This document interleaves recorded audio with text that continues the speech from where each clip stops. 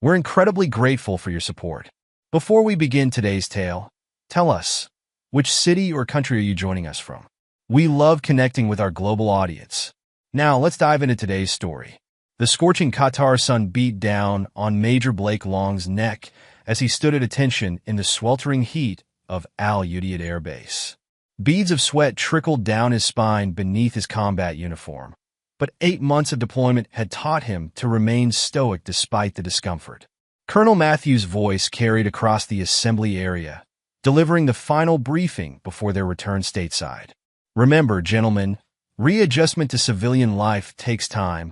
The colonel's weathered voice resonated with authority. The support services we discussed are there for a reason. Use them. Blake's mind drifted to Dawn, his wife of 5 years. Their last video call had been brief, something about a busy shift at the hospital. Her auburn hair had been pulled back in a hasty ponytail, dark circles under her eyes suggesting long hours at work. She'd seemed distracted, distant even, but he'd attributed it to the poor connection and time difference. 2 weeks before his deployment, they'd tried to reconnect intimately, but the moment had ended in frustrated silence. Dawn had pulled away, muttering something about an early morning shift, leaving Blake staring at the ceiling until dawn. Major Long? Colonel Matthews' voice snapped him back to attention. Yes, sir. Your transport leaves in 30. Dismissed.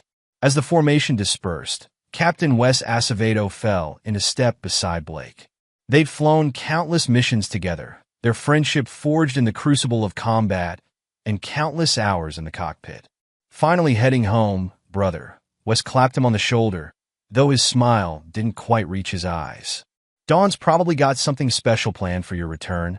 Blake noticed the slight hesitation in Wes's voice, a barely perceptible pause that seemed out of place. Everything okay? Wes adjusted his cap, squinting against the sun. Yeah, just Alexandra mentioned something about running into Dawn at the hospital. Said she seemed pretty wrapped up in work lately. Different department? Different department? Blake frowned. She hasn't mentioned any transfer. Probably nothing. Wes shrugged, but his expression remained guarded. You know how hospitals work. Staff gets moved around all the time.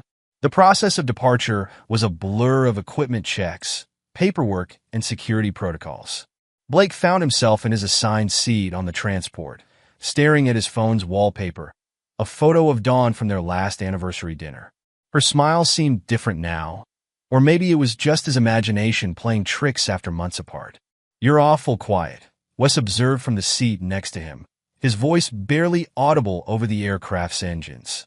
Blake leaned back, closing his eyes, just thinking about how things were before deployment. Dawn and we weren't in the best place. How do you mean? Extra shifts at the hospital, late nights, canceled dinner plans. I tried talking to her about it, but she said I was being paranoid. The week before deployment, I barely saw her. When I did, she was always on her phone or talking about some new project at work. The flight seemed to stretch endlessly. Blake dozed fitfully, his dreams filled with fragments of memories. Dawn's distant expression during their last intimate moment, the way she'd avoided his eyes at the airport, the increasingly brief video calls during deployment.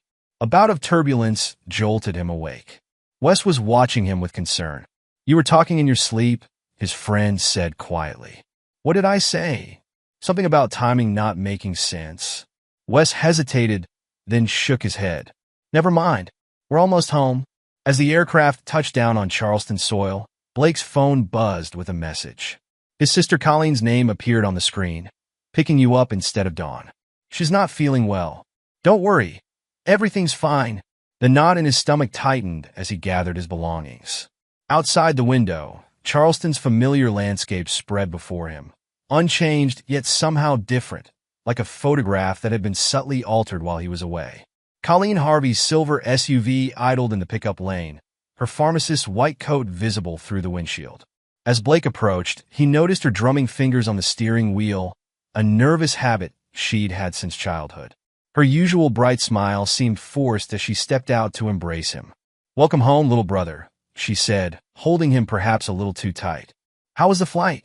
Long, Blake replied, studying her face. What's really going on with Dawn? Colleen busied herself with his duffel bag, avoiding direct eye contact. She's been under the weather lately. Morning sickness, she says. She paused, giving him a significant look that made his blood run cold. She's been staying home the past few days. The drive home was filled with Colleen's careful small talk, each word seeming calculated. Blake noticed how she kept glancing at him in the rearview mirror, as if gauging his reactions. The hospital's been busy, he prompted, remembering Wes's comment about department changes. I wouldn't know, Colleen replied, her knuckles whitening on the steering wheel. Dawn's schedule changed a few months ago. We don't cross paths as much anymore. Change how? She switched to a different unit. Something about professional development. Colleen's voice carried an edge he couldn't quite place. There was a new pharmaceutical rep, Glenn somebody, who helped facilitate the transfer. The name hit Blake like a physical blow.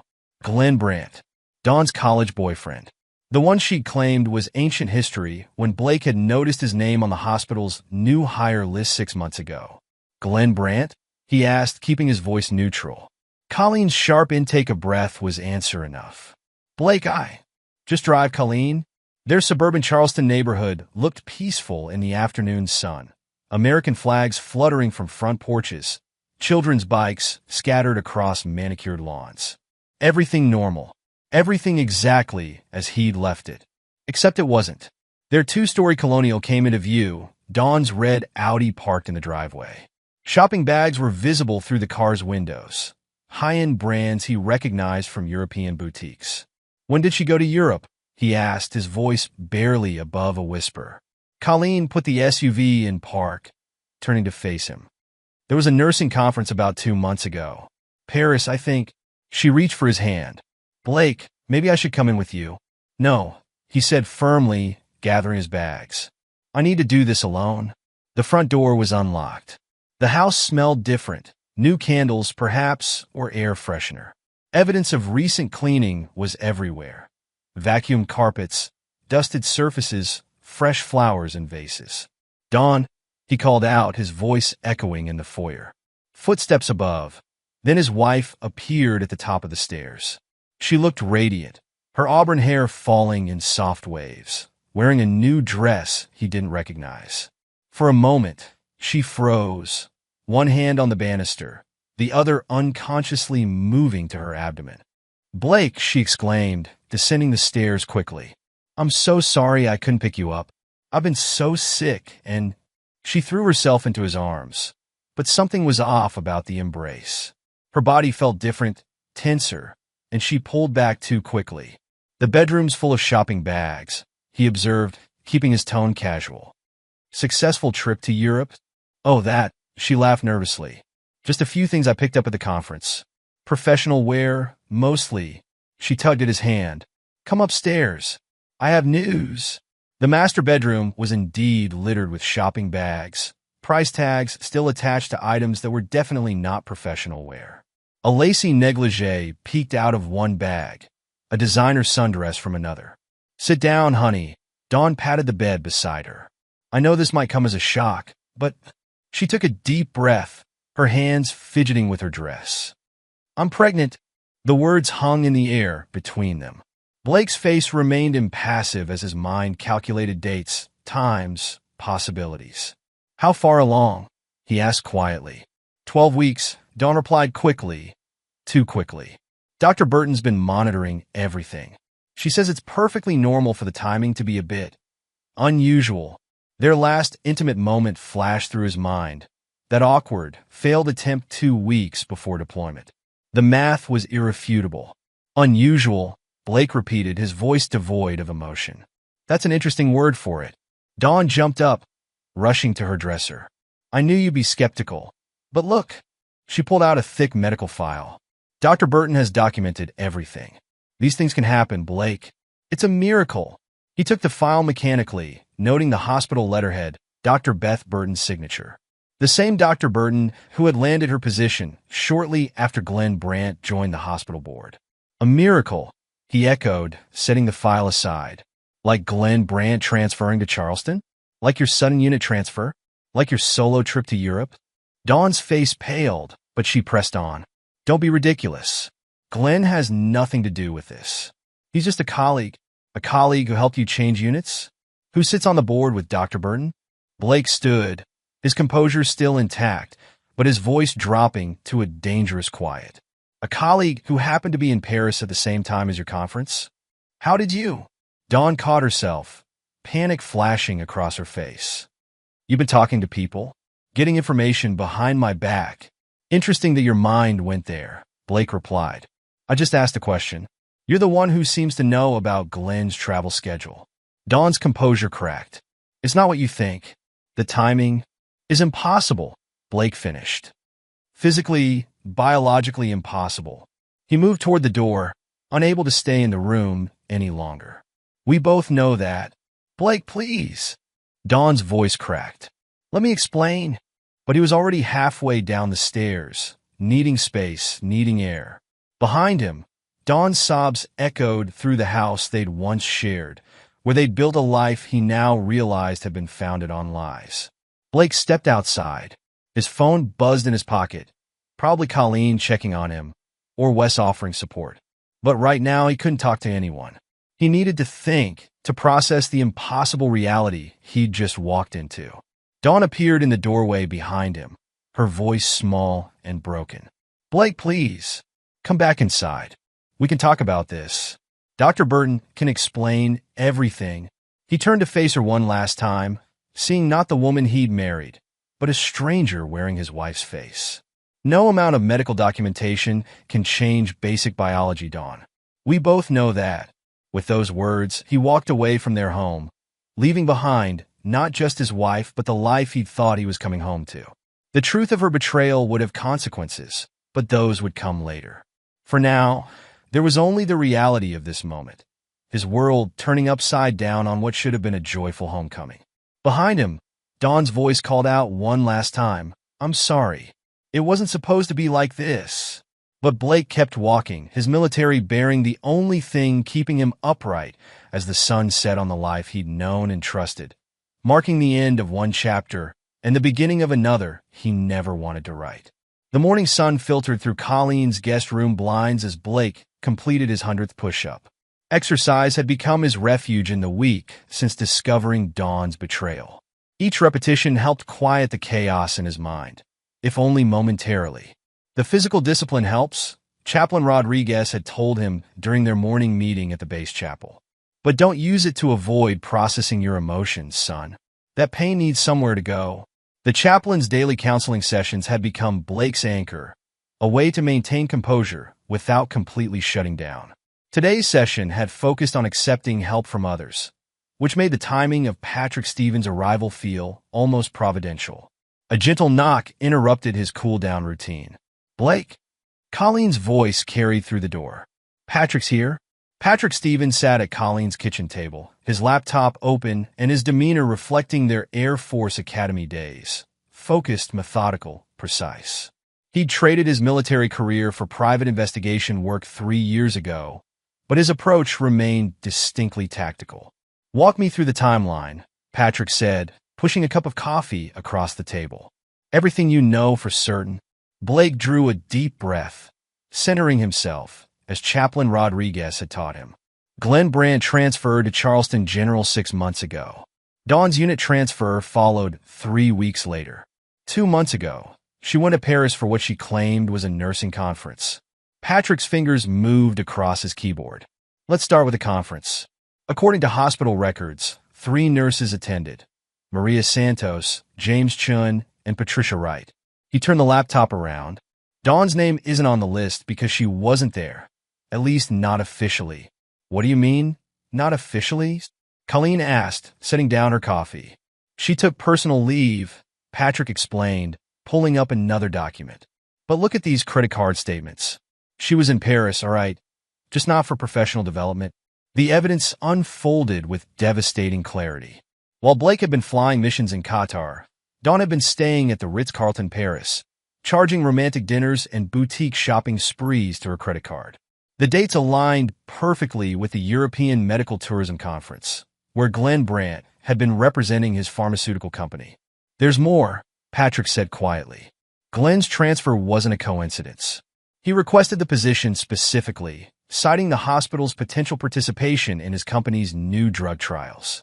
The application was submitted 3 months before your deployment was even announced. Blake's hands tightened around his coffee cup. They planned this? Keep going, Colleen urged, her pharmacist training evident in her focused attention. Patrick pulled up more documents. Dawn's unit transfer put her directly in charge of patient recruitment for Glenn's pharmaceutical trials. Dr. Beth Burton signed off on both the transfer and the trial protocols. The timing windows in these protocols, Colleen leaned in, frowning. They're unusually flexible, almost as if they're designed to accommodate date adjustments, Patrick finished. Dr. Burton has approved similar flexible protocols for 3 other trials under Glenn's supervision. The implications hit Blake like a physical blow. The pregnancy timeline documentation.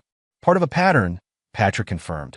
Dr. Burton has been helping Glenn manipulate trial data for months. Dawn's situation is just another example of their documentation tricks. Blake stood, needing to move. What about before the transfer? Before my deployment? Patrick pulled up phone records. Dawn's communications with Glenn increased significantly 2 months before his transfer. The calls always coincided with her late shifts at the hospital. Those shifts, Colleen interjected. I thought it was strange. I rarely saw her there when I worked late. Because she wasn't there, Patrick confirmed, displaying badge access records. She'd leave shortly after her shift started. There's a coffee shop 3 blocks away where Glenn regularly reported client meetings on the same evenings. Blake remembered those nights, coming home to an empty house, accepting Dawn's explanations about staffing shortages and emergency cases. Each memory now tainted by the knowledge of her deception. The Europe trip is our strongest evidence, Patrick continued. She used military spouse benefits for the airfare. The Family Support Center's travel assistance program. She used my deployment to fund her affair. Blake's voice was hollow. Chaplain Rodriguez's words from that morning echoed in his mind. Anger is natural, son. But don't let it consume you. Channel it into action. What's our next step? Blake asked, falling back on his training. Patrick closed his laptop carefully. We need to understand the full scope of Dr. Burton's involvement. This goes beyond Dawn's timeline manipulation. There's a pattern of ethical violations in Glenn's drug trials that we're just beginning to uncover. As if on cue, Patrick's phone buzzed. One of the nurses from Dr. Burton's department is willing to talk. She's noticed irregularities in the trial documentation. The investigation was taking shape, each piece of evidence revealing new layers of deception. Blake thought about Dawn's face when she presented those medical records, her desperate insistence that these things can happen. One step at a time, he muttered, echoing Chaplain Rodriguez's daily reminder. The chaplain had warned him about the temptation to rush ahead, to let anger drive his actions. This needed to be handled carefully, methodically. The morning sun had climbed higher, Charleston's humidity beginning to press against the windows. But inside Colleen's kitchen, the air felt sharp with purpose. The truth was emerging one document at a time. Charleston General Hospital rose against the morning sky, its windows reflecting the harbor's distant waters. From his discreet position in the parking structure, Patrick observed Dr. Beth Burton's 4th-floor office, the same office her predecessor had occupied for 20 years before his surprisingly abrupt retirement. Another pharmaceutical rep just went in, Patrick reported quietly into his phone. 3rd one this week, all from different divisions of Glenn's company. Blake, reviewing documents at Colleen's house, studied the image Patrick sent. Same parent corporation that donated to the hospital board? Exactly, Patrick confirmed.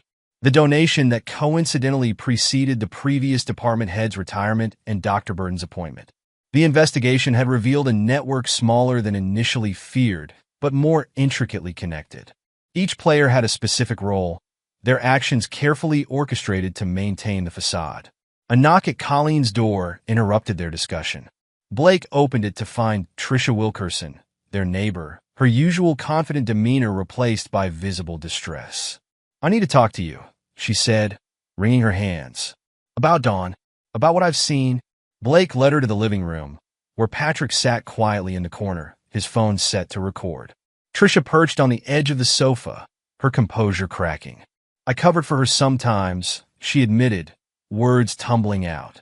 When you'd call looking for her during those late shifts. I thought I thought I was being a good friend. She said she was working extra hours, attending staff meetings. What changed?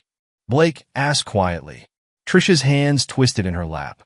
Last month, I had to take Emma for her checkup. I saw them in the parking garage, Dawn and Glenn. The way they were together, she shook her head. Then I started noticing things. The shopping bags she claimed were from the nursing conference. But my cousin attended that conference and Dawn wasn't there. Did you confront her? Patrick asked from his corner. 2 weeks ago, Trisha nodded. She broke down, admitted to the affair. Said Dr. Burton was helping them with medical records to make the timing work. She begged me not to tell anyone. Why come forward now? Because it's wrong. Trisha's voice cracked. Not just the affair, that's horrible enough. But using your deployment as cover? Manipulating medical records? My husband served. The thought of someone abusing military family support this way. Patrick leaned forward slightly. What exactly did Dawn say about Dr. Burton's involvement? That she owed Glenn for helping her get the position. She's been signing off on paperwork for him. Not just Dawn's dates, but something about his trial results too. Dawn seemed scared when she mentioned it, like she'd said too much. The pieces aligned with Patrick's investigation. Dr. Burton's cooperation wasn't just about one fake timeline. It was part of a systematic manipulation of medical data. The nurses are afraid to speak up, Trisha continued. Dr. Burton has the board's support through Glenn. But they talk. They've noticed patterns in how dates and data get adjusted. After Trisha left, Patrick played back the recording. This confirms our suspicions about the connection between Dawn's timeline and the trial data manipulation. Does Dawn understand what she's involved in? Blake asked. Beyond her own deception? I don't think so, Patrick replied. She's focused on maintaining her pregnancy story. But Glenn and Dr. Burton, they're using Dawn's situation to ensure mutual silence about the broader ethical violations. The network was becoming clearer. Dr. Burton's position secured through Glenn's influence. The pattern of falsified records. Dawn's desperate clinging to the medical documentation's validity. Each strand connected to the others, forming a web of coordinated deception. We need to move carefully, Patrick advised. Document everything. One wrong step could alert them and make evidence disappear. Blake nodded, remembering Chaplain Rodriguez's counsel about patience and precision. The truth would emerge, but it had to be handled methodically. The dinner party at Wes and Alexandra's home was meant to be a small gathering of close friends, a way to help Blake maintain some normalcy while the investigation continued. Alexandra had carefully selected guests from outside the hospital's political sphere, creating what should have been a safe space. I had no idea the Hendersons would bring him, Alexandra whispered to Wes, watching the scene unfold at their front door. They're new to the hospital board. They don't know about. Her words trailed off as Glenn Brandt stepped into their foyer, a gift-wrapped package tucked under his arm. The confident smile he usually wore at hospital functions faltered as he spotted Blake across the room. The package, a baby book with a handwritten note partially visible through torn wrapping, disappeared quickly behind his back, but not before Blake saw it. Time seemed to freeze. The casual conversations around them faded to white noise as Blake processed the scene. Glenn's presence was bad enough, but the baby book, that level of audacity cut through every defense Blake had built.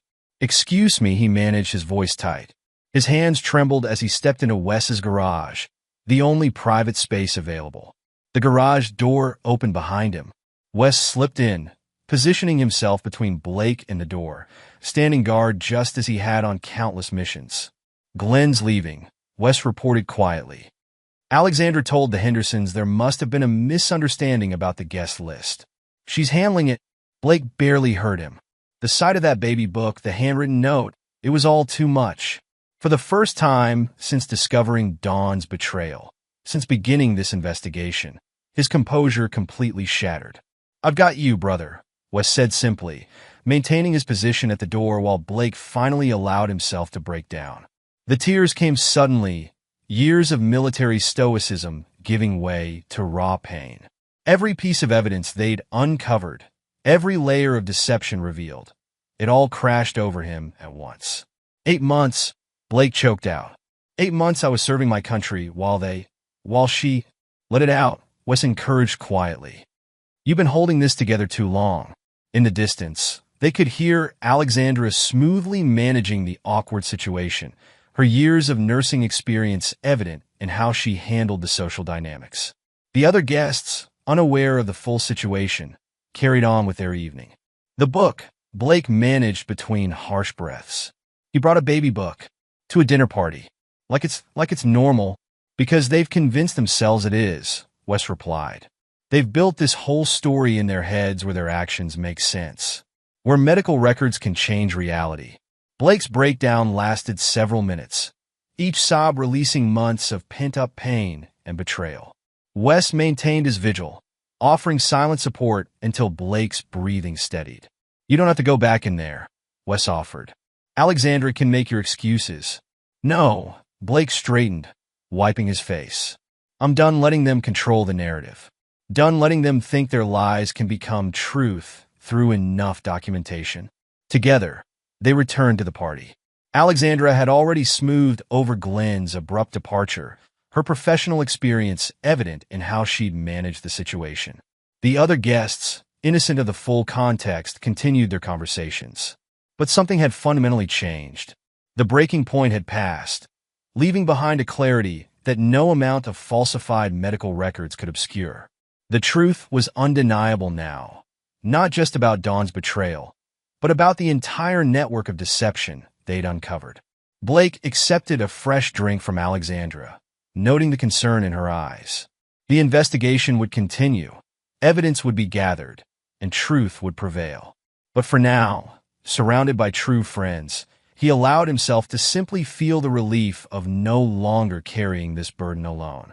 Maurice Krause's corner office overlooked Charleston Harbor, spring magnolias swaying in the morning breeze outside his window.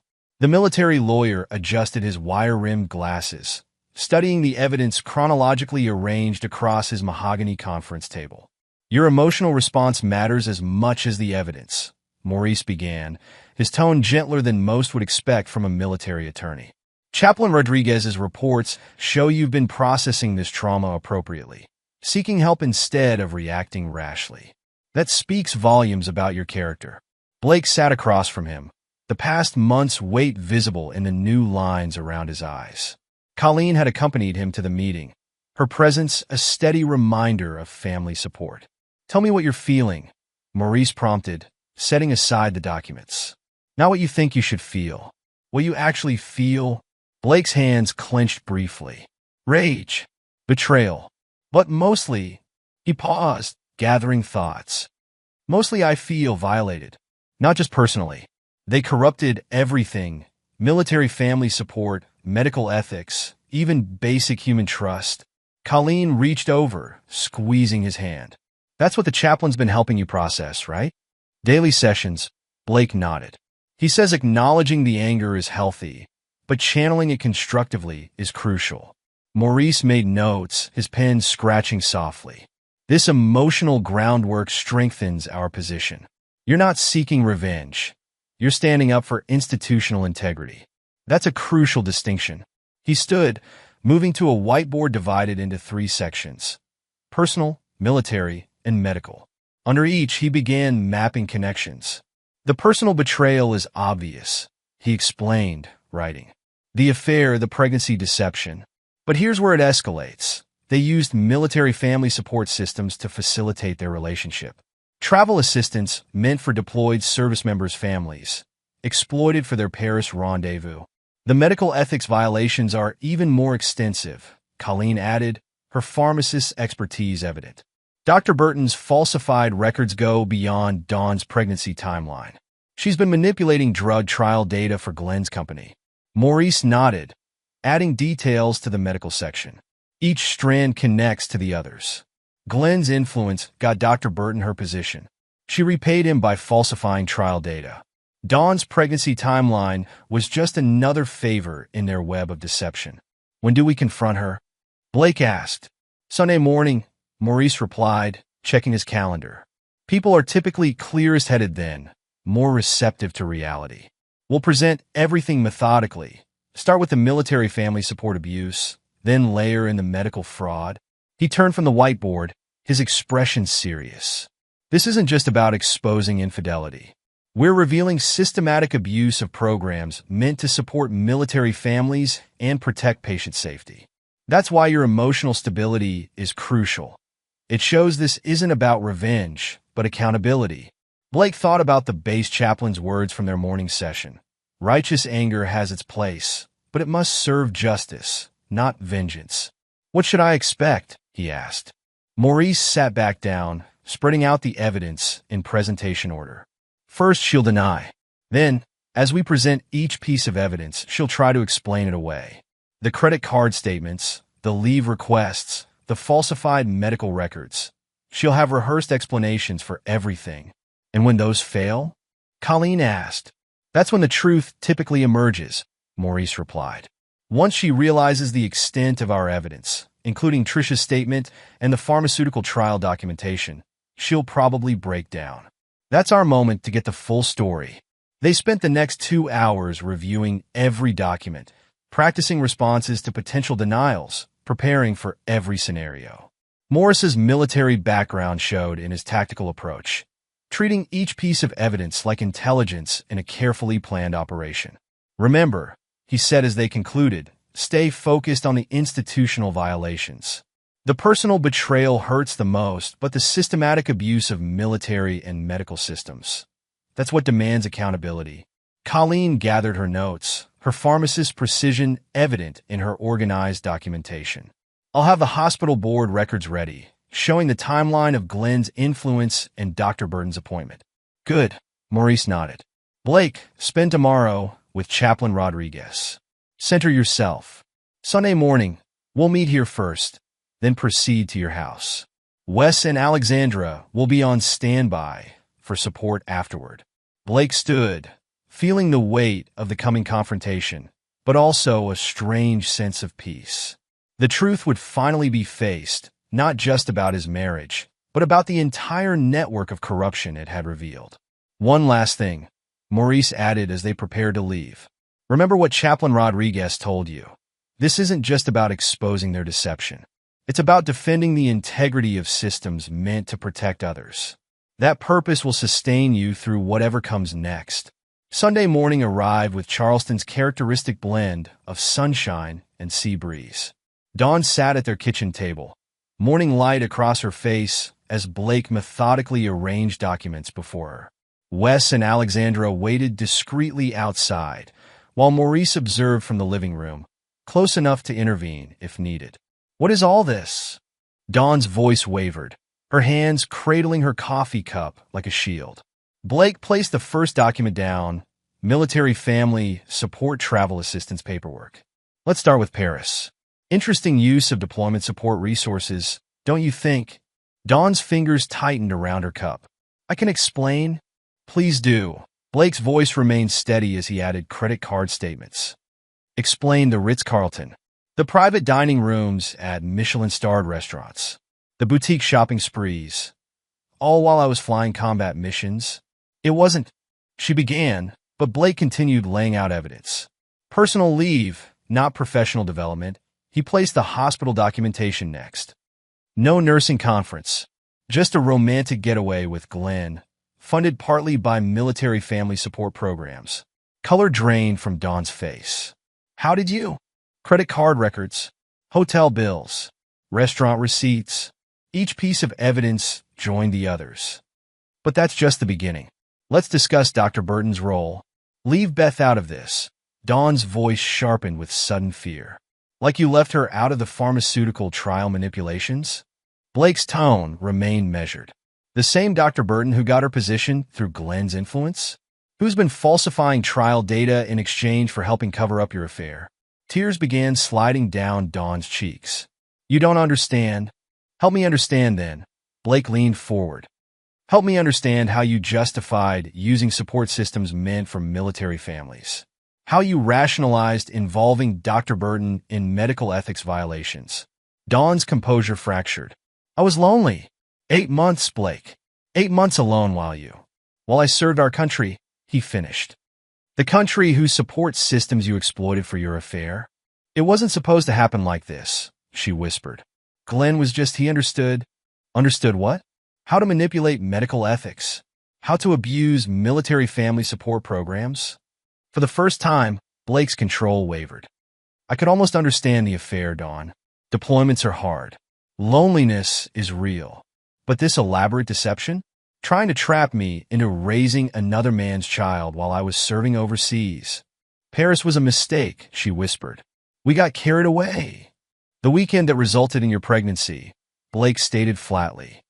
The weekend Dr. Burton helped you pretend never happened, just like she's been helping Glenn hide pharmaceutical trial irregularities.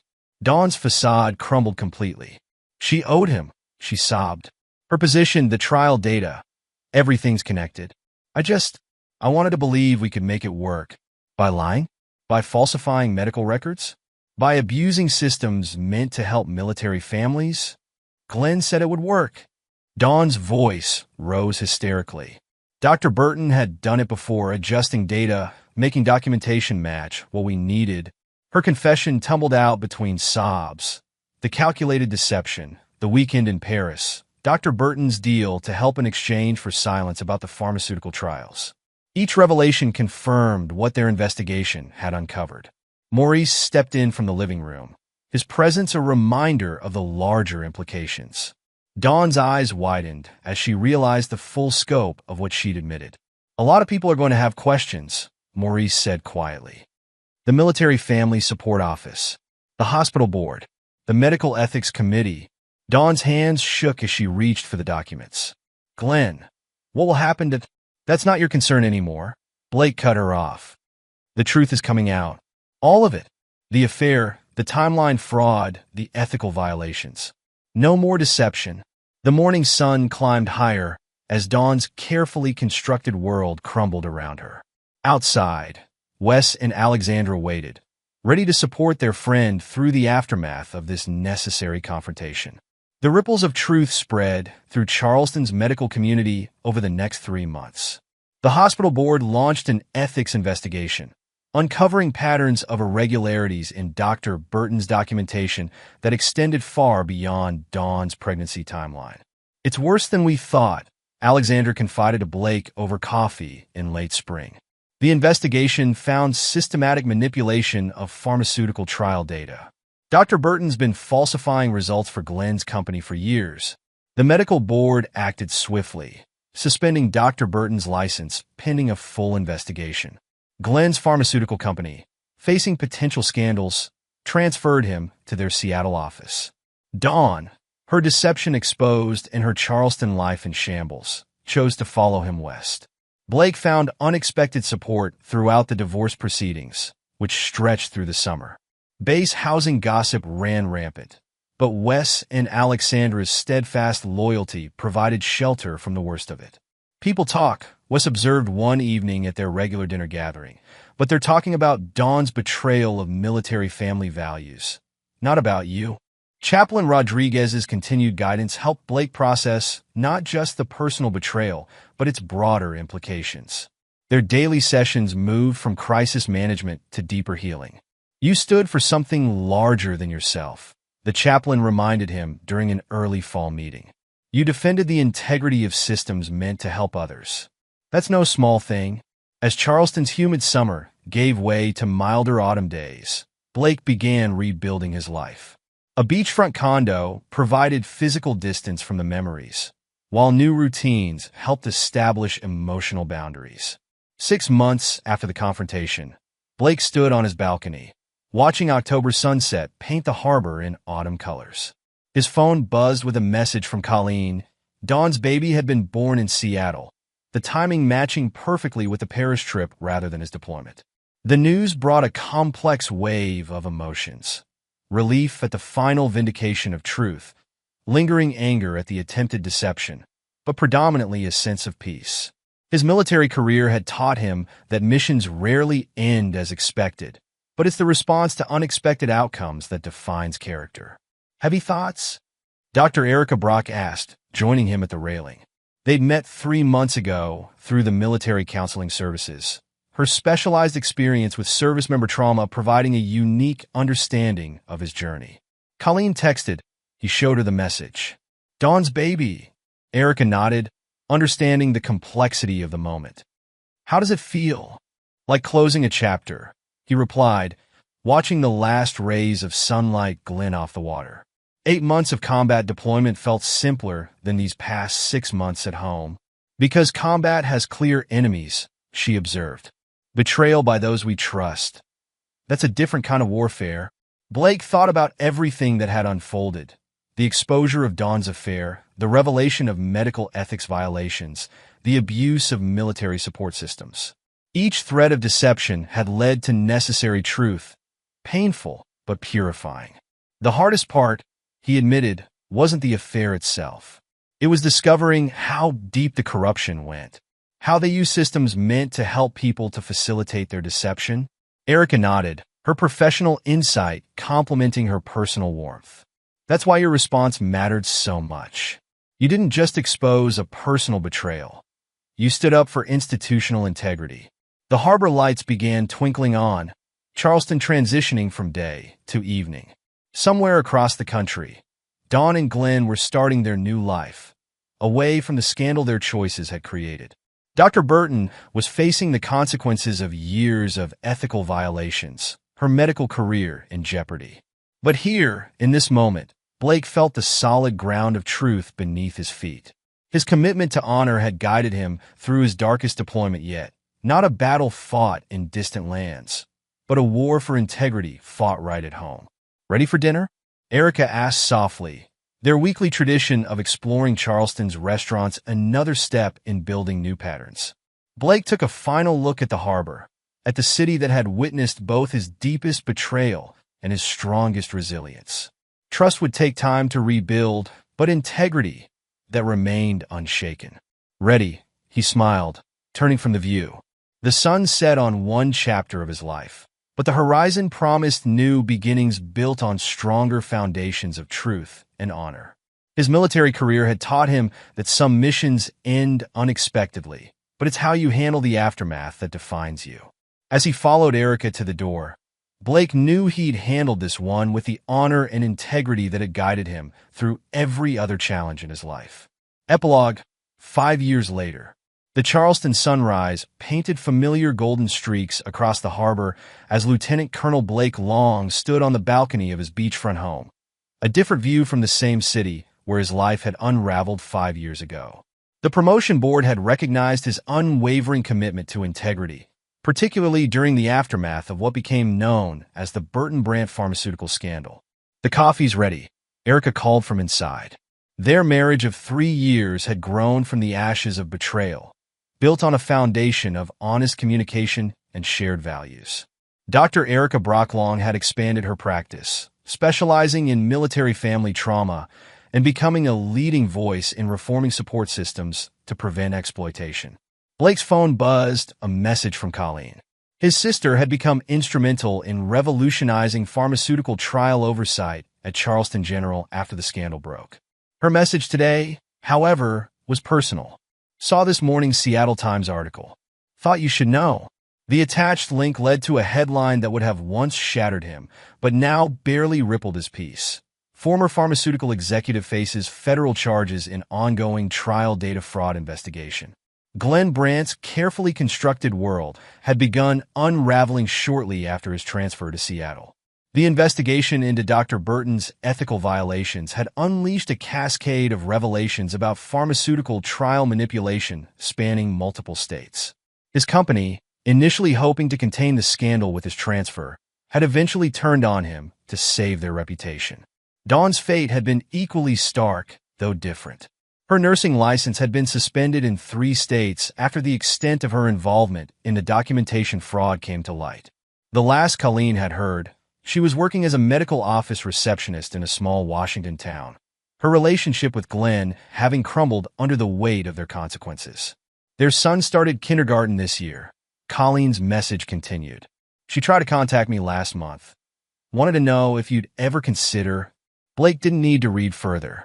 Dawn's occasional attempts to seek forgiveness, to explain, had become increasingly desperate as her life deteriorated.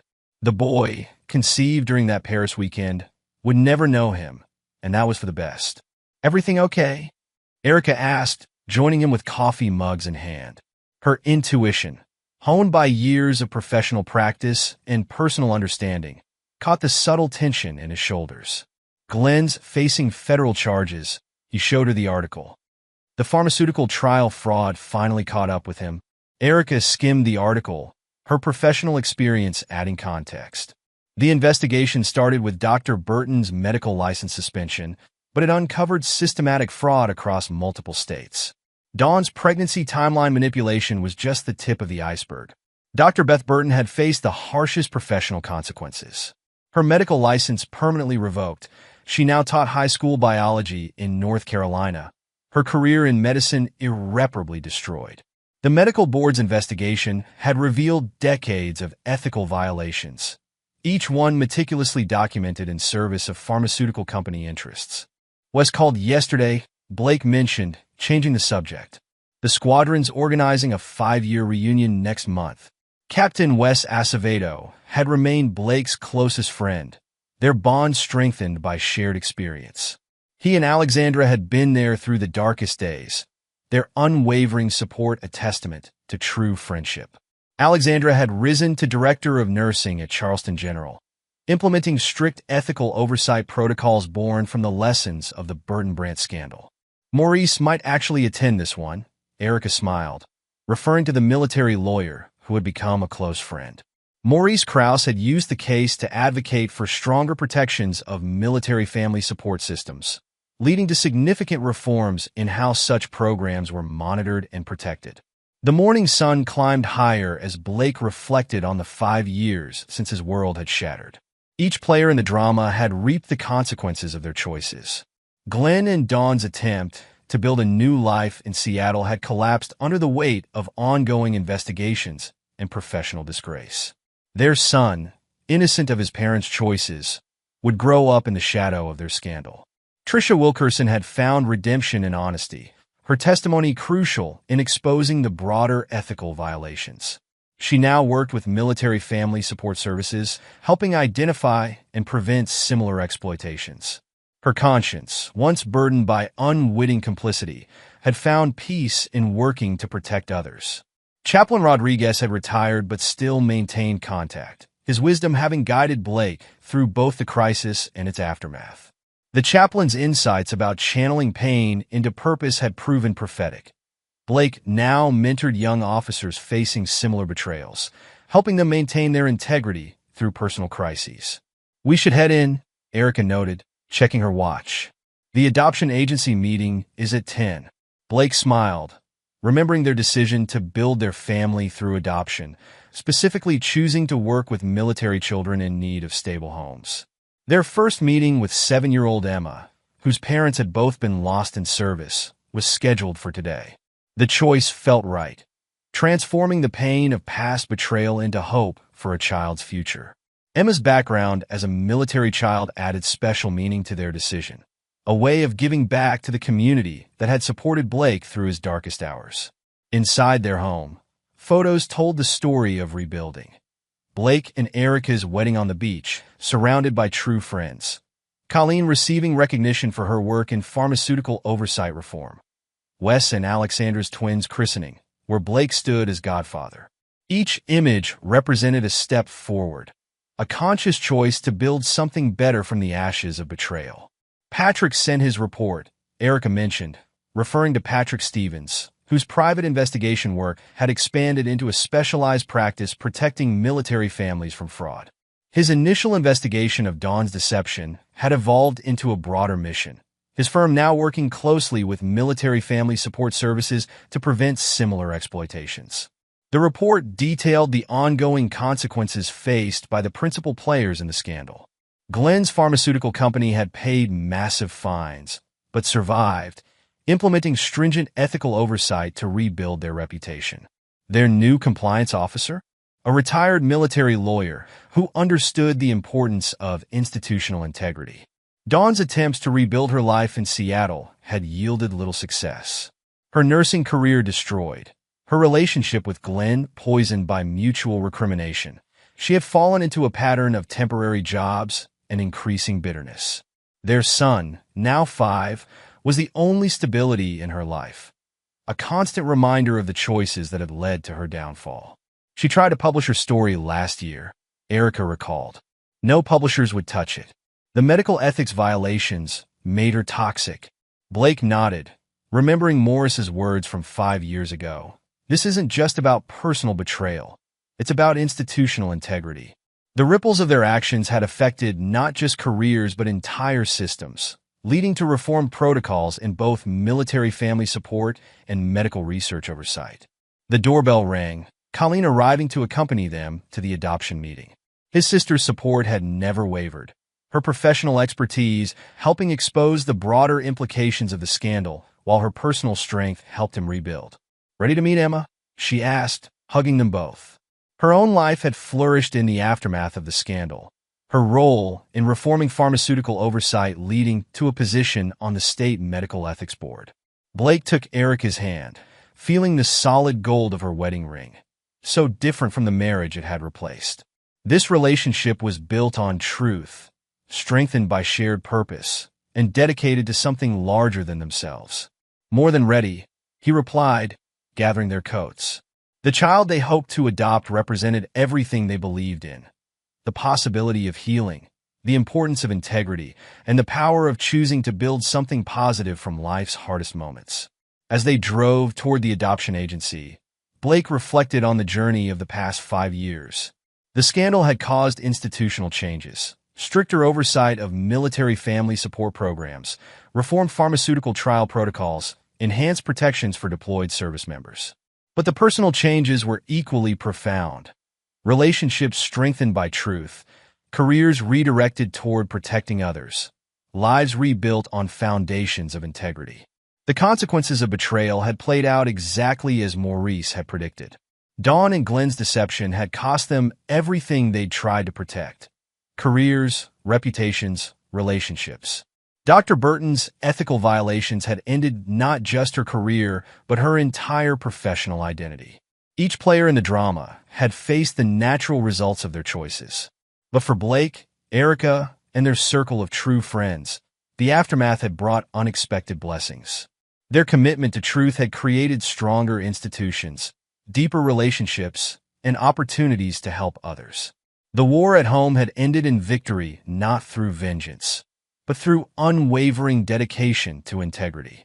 As they pulled into the adoption agency's parking lot, Blake squeezed Erica's hand. "Ready to start our next chapter?" Her smile, warm, honest, loving, reflected everything their relationship stood for. "Always ready, Colonel. Always ready." The future stretched before them, bright with possibility. They had transformed betrayal into purpose, pain into protection for others, and loss into love.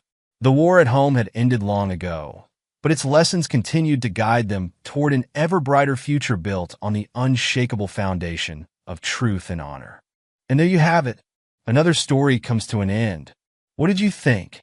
I'd love to hear your thoughts in the comments below. If you enjoy this story, consider joining our community by subscribing. It means the world to us.